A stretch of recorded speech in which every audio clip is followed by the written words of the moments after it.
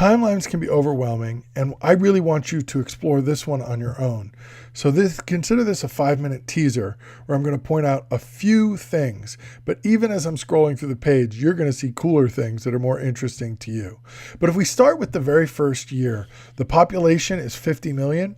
6.6 million of those are recent immigrants. And you're going to see throughout this timeline all sorts of references to immigration, Chinese immigration, European immigration, and the responses to that, and the concentration of these immigrants in poor urban communities. Another thing you're going to see throughout the outline that emerges right from the very first paragraph is technology. Right? So you get here is the camera and the emergence of the popular camera. Now, photography began just before the Civil War, but now is the time where you were moving towards everybody having a camera. Just like the phone emerges in the 1880s and later becomes a household item. So these are important turning points, moments where we see key patterns, immigration and technology emerge. A couple other moments to just get your attention to.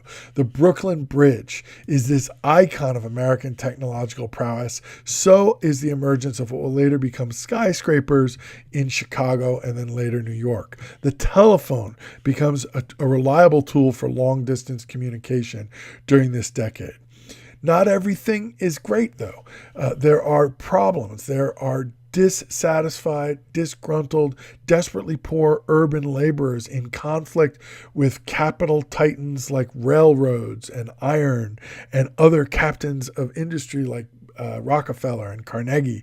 So that's blowing up. And here's a famous violent incident that turned a lot of people against organized labor. But even as that happens, our first great labor union emerges from sort of the literally ashes of that riot and the beginning of organized labor's effort to struggle for reasonable work hours, safe conditions, insurance, things like that. It all begins here. It begins in a violent conflict that emerges from incredible disparities of wealth and poverty that we're going to explore more in this context section of our look at Twain.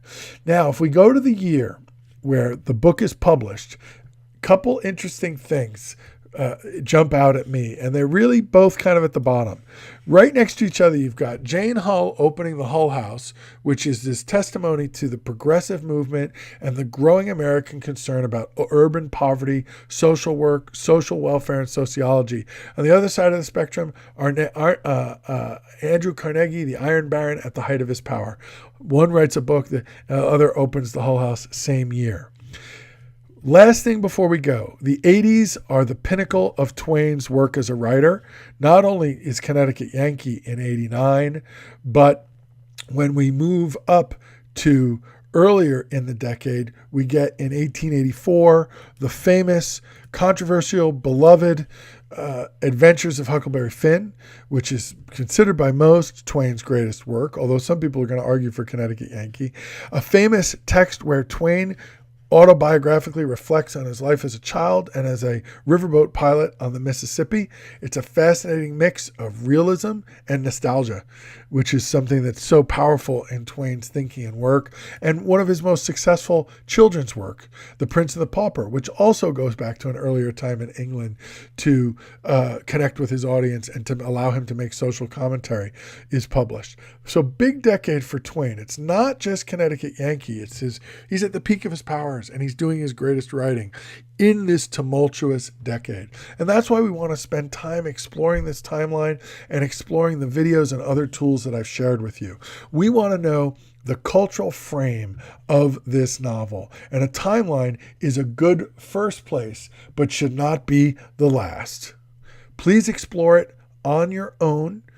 I in no way was trying to be comprehensive here, just trying to whet your appetite. See you in Canvas.